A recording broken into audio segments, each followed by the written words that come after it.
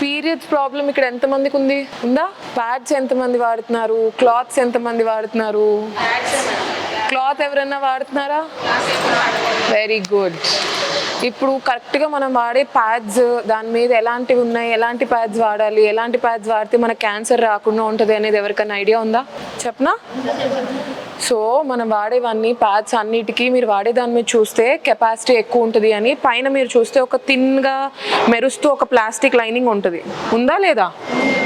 దానివల్ల ఉమెన్కి endometrial cancer అనేది వచ్చే ఛాన్సెస్ పెంచుతుంది అది. సో ఎప్పుడు అలా లైనింగ్ ఉన్నది ప్లాస్టిక్ ఉన్నవి వాడొద్దు. ఇప్పుడు చాలా వరకు మనకి కాటన్ మెటీరియల్లో లేకపోతే రీయూజబుల్ ప్యాంటీస్ అని వస్తున్నాయి తెలుసా? అంటే దాన్ని మనం వాష్ చేసుకుని అది మళ్ళీ వాడుకోవచ్చు. లేదా ఇప్పుడు డిస్పోజబుల్ ప్యాడ్స్లో కూడా కాటన్ లేకపోతే జూట్, బ్యాంబూ ఆ మెటీరియల్స్తో వచ్చేవి ఈజీగా దొరుకుతున్నాయి. అండ్ రేట్ కూడా అంతకుముందు ఏంటంటే ఎక్కడో ఒక బ్రాండే ఉండేది, ఇప్పుడు అలా లేవు. ప్రైస్ కూడా చాలా తక్కువ ఆర్ ఈక్వల్ టు ముందు మనం వాడే బ్రాండ్స్ లాగానే ఉన్నాయి. కానీ వాటి వల్ల ఏంటంటే ఆ ప్లాస్టిక్ షీట్ ఉండదు కాబట్టి మీకు ఫ్యూచర్లో క్యాన్సర్లు వచ్చే ఛాన్సెస్ చాలా తగ్గుతాయి అన్నమాట. అండ్ ప్యాడ్స్ ఎన్ని అవర్స్కి మారుస్తున్నారా నిజంగా? 2 అవర్స్కి. సో కనీసం మినిమం 2 అవర్స్ అయితే వెరీ వెరీ గుడ్. కానీ కనీసం 4 to 6 అవర్స్ కంటే అయితే ప్యాడ్స్ అనేవి ఉంచుకోకండి. దానివల్ల కూడా మనకి వెజైనాలో ఇన్ఫెక్షన్స్ పెరగడము, దానివల్ల ఎక్కువ రిపీటెడ్ ఇన్ఫెక్షన్స్ వస్తే మళ్ళీ చాలా హెల్త్ ప్రాబ్లమ్స్ వచ్చాయి, చాలా కామన్గా ఉంటాయి. ఓకేనా? పీరియడ్స్ చేంజ్ చేసుకునే టైంలో ఎంతమంది లోపల పెట్టి వెజైనాని అంతా వాటర్ తోటి వాష్ చేసుకుంటున్నారు, సోప్ తోటి వాష్ చేసుకుంటున్నారు? అలా చేయకూడదు. ఓకేనా? బయట వరకు మాత్రమే క్లీన్ చేసుకోవాలి, కానీ లోపలికి వాటర్ పెట్టి క్లీన్ చేసుకోవడం వల్ల మళ్ళీ మీకు మీరే బయట నుంచి లోపలికి ఇన్ఫెక్షన్స్ స్ప్రెడ్ చేస్తున్నారు. మనం చేసే వాటర్లో కూడా చాలా చిన్న చిన్న క్రిములు ఉంటాయి. సో మనం దాన్ని క్లీన్గా అలా ఉన్నాయి వాటరే కదా అని, లేకపోతే ఇప్పుడు కొత్తగా వెజైనల్ వాష్లు వచ్చాయి, వి వాష్ అది ఇది అని, అలాంటి అన్నీ లేకపోతే స్ట్రాంగ్గా వాడే సబ్బులు పెట్టి లోపల వెజైనా లోపల కనుక అది పెట్టి మనం వాష్ చేసుకుంటూ ఉంటే కనుక అది మంచిది కాదు. మన నార్మల్గా ఉండే హెల్త్ అనేది పాడైపోయి దానివల్ల మళ్ళీ ఇన్ఫెక్షన్స్ ఎక్కువ వస్తాయి. సో ఎప్పుడూ లోపల సైడ్ అనేది వాష్ చేసుకోవద్దు. ఓకేనా? ఇంకేమన్నా కామన్గా మీకున్న డౌట్స్ ఏమైనా ఉన్నాయా?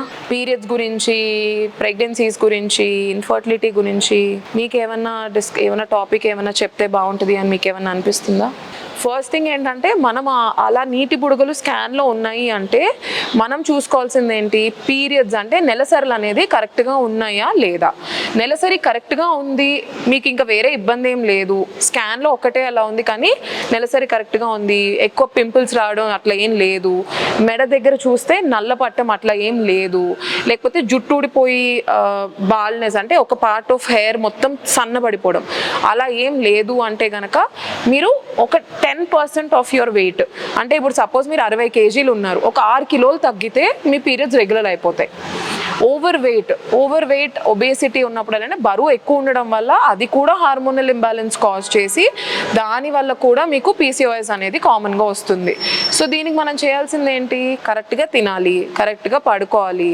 ఫుడ్ తిన్న తర్వాత కొంచెం మనం ఏమి జిమ్కి వెళ్ళి వర్కౌట్ చేయక్కర్లేదు, ఒక 15 to 20 minutes వాకింగ్ చేయాలి.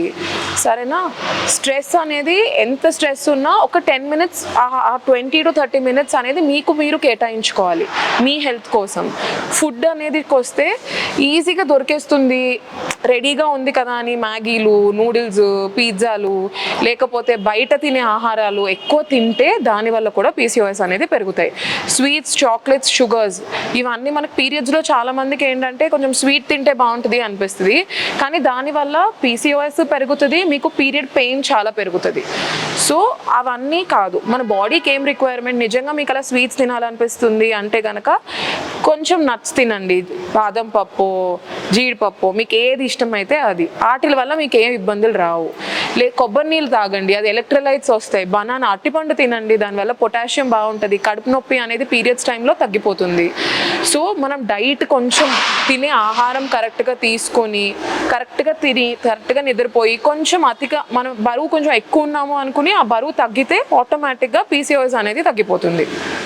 అండ్ పీసీఓఎస్ మనం దాన్ని పట్టించుకోకుండా వదిలేసి నీటి బుడగలే కదా అని వదిలేస్తే కనుక పెళ్ళి అయిన వాళ్ళకి ప్రెగ్నెన్సీ ప్లాన్ చేసుకోవడంలో ప్రాబ్లమ్స్ వస్తాయి. ప్రెగ్నెన్సీ అయిన వాళ్ళకి తర్వాత ఫ్యూచర్లో ఏంటంటే నెలసర్లు నిండేకి ముందే పీరియడ్స్ ఆగిపోవడం, లేకపోతే అలాంటి ఇష్యూస్, లేకపోతే షుగర్ వచ్చే సమస్యలు ఇవన్నీ పెరుగుతాయి. సో ఎర్లీ స్టేజ్లో పీరియడ్స్ అంటే నెలలు కరెక్ట్గా లేవు, నెల నాకు కరెక్ట్గా రావట్లేదు అనుకుంటే మాత్రం ఖచ్చితంగా జస్ట్ ఇది ఏం కాదు, కామన్, ఏం కాదులే అని వదిలేకుండా కరెక్ట్గా గైనకాలజిస్ట్ దగ్గరికి వస్తే మేము కరెక్ట్గా ట్రీట్మెంట్ స్టార్ట్ చేస్తాం. ఓకేనా? ఇంకేమైనా డౌట్స్, ఏదైనా టాపిక్స్? ఎవరైనా మెన్స్ట్రువల్ కప్స్ వాడుతున్నారా? తెల్లబట్ట అవ్వడం అలాంటిది ఎవరికన్నా కామన్గా ఇష్యూస్ అట్లా ఏమైనా ఉన్నాయా? లేదు. సో పర్సనల్ హైజీన్ చూసుకోండి, ఎందుకంటే మీరు ఇక్కడ ఇంతమంది ఉన్నప్పుడు కామన్ బాత్రూమ్స్ అవి యూస్ చేస్తారు. అలాంటప్పుడు ఏంటంటే కొంచెం క్లీన్గా అలా లేకపోయినా వెజైనల్ ఇన్ఫెక్షన్స్ అనేవి చాలా ఎక్కువ అవుతాయి. సో మీరు వెళ్ళినప్పుడు కొంచెం చుట్టుపక్కల క్లీన్గా ఉందా లేదా చూసుకుని యూస్ చేసుకోండి. వాటర్ పెట్టి లోపల మాత్రం అస్సలు కడగద్దు. ఓకేనా? మీకు ఏదైనా డౌట్స్ ఉంటే మీరు ఎప్పుడైనా రావచ్చు హోలిస్టిక్ హాస్పిటల్, ఇక్కడే KPHB రోడ్ నెంబర్ 1లో. ఓకే, వీఆర్ అవైలబుల్, మేము ఉంటాము, వచ్చి మమ్మల్ని కలవండి. ఏం కాదులే అనేది వదిలేయొద్దు, చిన్న చిన్న ఇష్యూస్ పెద్దగా చేసుకోకండి.